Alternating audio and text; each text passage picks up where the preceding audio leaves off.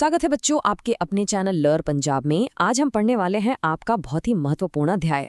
तो बच्चों, आज हम कक्षा 9वीं के सामाजिक विज्ञान का अध्याय नंबर 15 पढ़ने जा रहे हैं, जिसका नाम है निजी व वित्तीय पहचान दस्तावेज। अब देखो, ये नाम सुनने में थोड़ा मुश्किल लग सकता है ना? पर घबराना बिल्कुल नहीं है। ये अध्याय आपकी रोजमर्रा की जिंदगी से जुड़ा हुआ है और परीक्षा के लिए भी बहुत जरूरी है। इसमें हम जानेंगे कि पैन कार्ड, आधार कार्ड जैसी चीजें क्या होती हैं और ये हमारे लिए क्यों इतनी महत्वपूर्ण है। तो चलिए देखते हैं कि आज की क्लास में हम क्या क्या सीखेंगे। सबसे पहले हम पैन कार्ड के बारे में जानेंगे, फिर हम आधार कार्ड को समझेंगे जो कि हमारी पहचान है। उसके बाद हम ये भी सीखेंगे कि अगर बीमा यानी इंश्योरेंस से जुड़ी कोई समस्या हो तो उसकी शिकायत कैसे करते हैं। फिर हम क्रेडिट कार्ड और डेबिट कार्ड के फायदे, नुकसान और उनके बीच का अंतर समझेंगे। और हाँ, सबसे आखिर में हम कुछ बहुत ज़रूरी प्रश्नोत्तर करेंगे जो आपकी परीक्षा में आ सकते हैं। तो चलिए शुरू करते हैं। चलिए बच्चों, तो सबसे पहले बात करते हैं पैन कार्ड की। आपने ये नाम अपने घर में पापा मम्मी से जरूर सुना होगा, है ना? पर ये होता क्या है और इसकी जरूरत क्यों पड़ती है? आइए इसको बिल्कुल आसान भाषा में समझते हैं। देखो, किसी भी चीज को समझने के लिए सबसे पहले उसका पूरा नाम जानना जरूरी होता है। तो पैन, PAN का पूरा नाम है परमानेंट अकाउंट नंबर। हिंदी में इसे कहते हैं स्थायी खाता संख्या। अब परमानेंट या स्थायी का मतलब क्या हुआ? इसका मतलब है ये एक ऐसा नंबर है जो आपको एक बार मिल गया तो जिंदगी भर वही रहेगा, बदलेगा नहीं। तो पैन का पूरा नाम क्या है? Permanent account number. अब इसे जारी कौन करता है? इसे भारत सरकार का आयकर विभाग यानी इनकम टैक्स डिपार्टमेंट जारी करता है। और इसकी सबसे खास बात यह है कि ये एक अद्वितीय पहचान संख्या है। अद्वितीय का मतलब होता है यूनिक, यानी जो किसी और का न हो। जैसे आपके फिंगरप्रिंट्स किसी और के जैसे नहीं हो सकते, वैसे ही किसी भी दो लोगों का पैन नंबर कभी भी एक जैसा नहीं हो सकता। और हाँ, ये बात परीक्षा के लिए बहुत जरूरी है, इसको अच्छे से याद कर लेना। पैन कार्ड में कुल 10 अक्षर और अंक होते हैं। इसमें अंग्रेजी के अक्षर यानी A, B, C और गिनती यानी 1, 2, 3 दोनों मिले होते हैं। इसीलिए इसे अल्फा न्यूमेरिक कहा जाता है। ये एक नंबर के सवाल में अक्सर पूछा जाता है कि पैन कार्ड में कितने अंक होते हैं।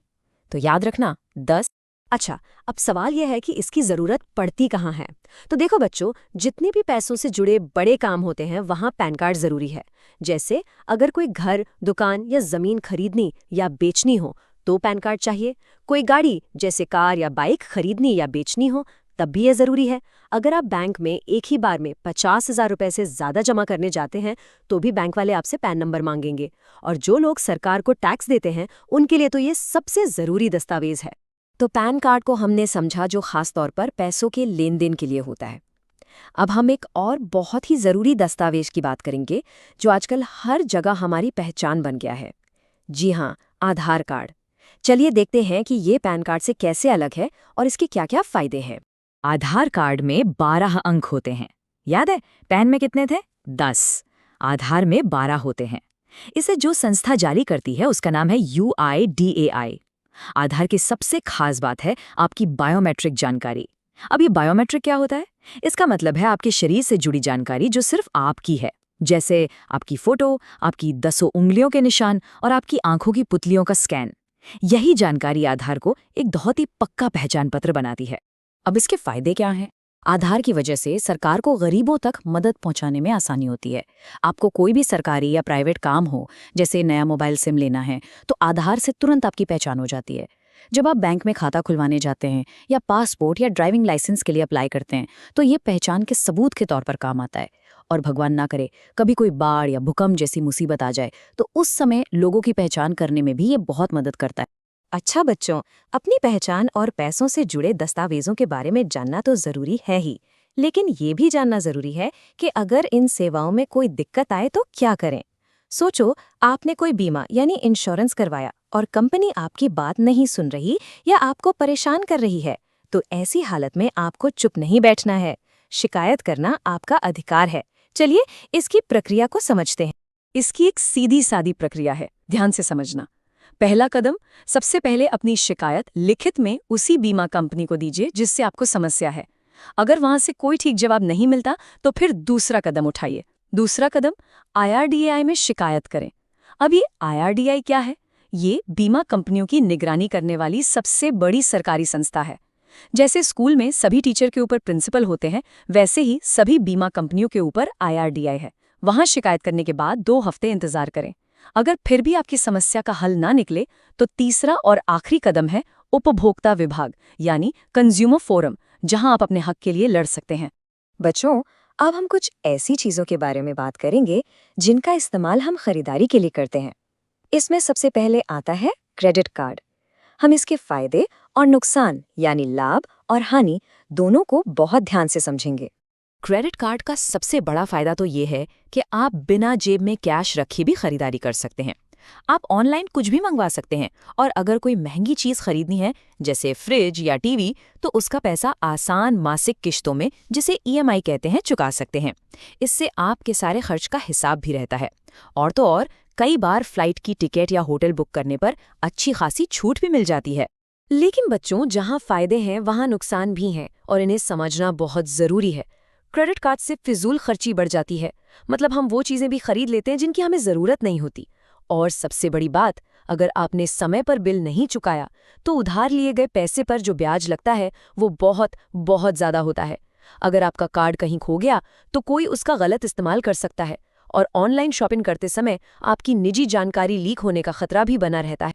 तो हमने क्रेडिट कार्ड को समझा, जो एक तरह से उधार का पैसा है। पर अगर हम सिर्फ अपने ही पैसे खर्च करना चाहें बिना किसी उधार के, तो उसके लिए आता है डेबिट कार्ड। चलिए अब इसे समझते हैं और देखते हैं कि ये क्रेडिट कार्ड से कैसे अलग है। डेबिट कार्ड का हिसाब बहुत सीधा और सरल है। ये सीधे आपके बैंक के खाते से जुड़ा होता है। जब भी आप डेबिट कार्ड से कुछ खरीदते हैं तो पैसे तुरंत आपके खाते से कट जाते हैं। बस एक शर्त है, आपके खाते में पैसे होने चाहिए। इसमें उधार का कोई चक्कर नहीं है, आप सिर्फ अपने ही पैसे खर्च करते हैं।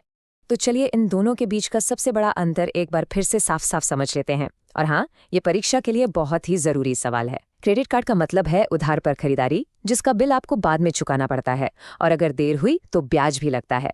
वहीं दूसरी तरफ डेबिट कार्ड का मतलब है अपने पैसों से खरीदारी, पैसा तुरंत आपके खाते से कट जाता है, इसलिए इसमें कोई उधार या ब्याज नहीं होता। यही इन दोनों के बीच का मुख्य अंतर है।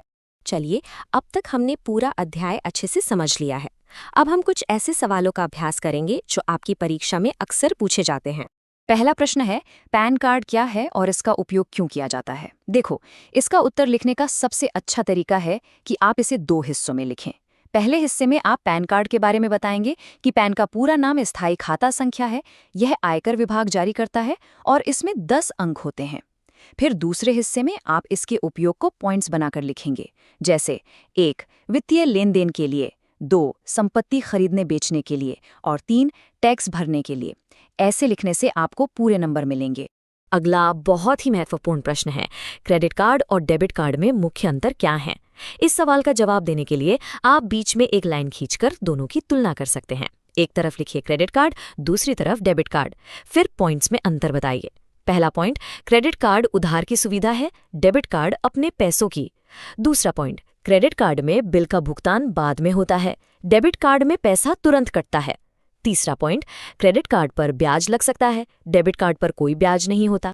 तो चलिए, जाने से पहले 1 मिनट में पूरे अध्याय की फटाफट से पुनरीक्षण यानी रिवीजन कर लेते हैं। पैन कार्ड 10 अंक आयकर विभाग, आधार कार्ड 12 अंक यूआईडीआई और बायोमेट्रिक पहचान, बीमा शिकायत पहले कंपनी फिर आईआरडीआई, क्रेडिट कार्ड उधार का पैसा ब्याज का खतरा, डेबिट कार्ड अपना पैसा कोई ब्याज नहीं। बस ये मुख्य बातें याद रखिएगा, आपका पूरा अध्याय तैयार है। और अंत में एक बहुत ही जरूरी बात बच्चों, इन सभी दस्तावेजों और कार्ड्स के बारे में सही जानकारी रखना ही वित्तीय साक्षरता कहलाता है। और ये साक्षरता आपको अपने भविष्य को बेहतर बनाने और उसे नियंत्रित करने की ताकत देती है। इसीलिए इस अध्याय को सिर्फ नंबरों के लिए नहीं बल्कि अपनी जिंदगी के लिए भी अच्छे से समझें। अगर आपको ये वीडियो पसंद आया हो तो चैनल लर्न पंजाब को सब्सक्राइब जरूर करें, वीडियो को लाइक करें और अपने दोस्तों के साथ शेयर करें। ऐसे ही सभी अध्यायों की पूरी और आसान पढ़ाई के लिए हमारे चैनल लर्न पंजाब से जुड़े रहें।